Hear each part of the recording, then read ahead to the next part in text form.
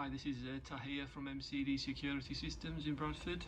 Just doing a quick how-to video on how to basically convert a dynamic IP address on an ipro DVR to a static.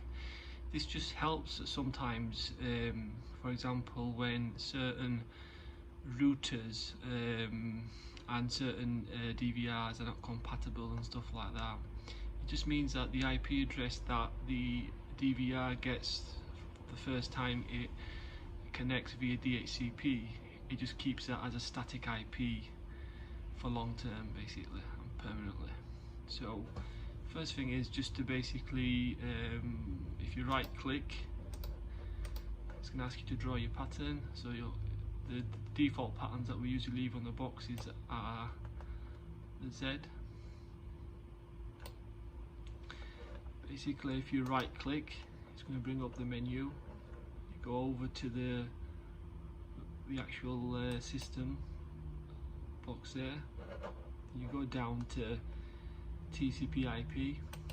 So the important thing to note here is that if you look here, this is the IP address that we're talking about, and if you notice that at the moment where it says enable DHCP, that's got a tick in it.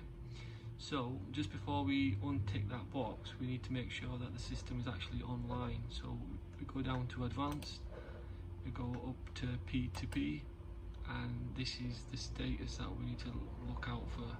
If this is showing offline, then we've got a different video for you to follow to get this system actually online. Then we need to come to this point. So yeah, that's showing online. We go back to TCP IP. We untick the DHCP, we hit the apply button, bottom right hand corner, a couple of times, just make sure that it's still showing that IP address before you had unticked it. What we then do is go to refresh, that's fine. Next thing, go back to advanced, go back to P2P, make sure that this is showing online, and then just as precautionary, we reboot the system. So top right hand corner, power button, reboot, give it a couple of seconds. The actual DVR will reboot. Just need to go back into the menu to check that it's still actually showing online. Like I say, it should take a couple of seconds, so just wait for that to come on.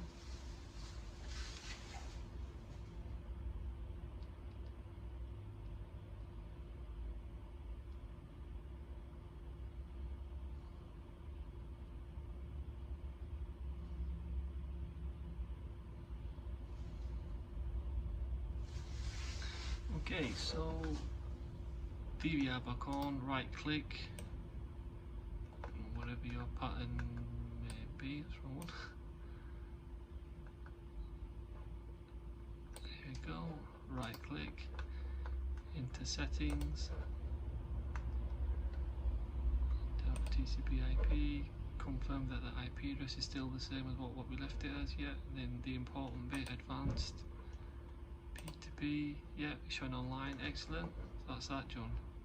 So just to confirm, that's just so that the IP address 192.168.0.33, yours may be somewhat different, so don't worry if it doesn't show the same as what's showing there.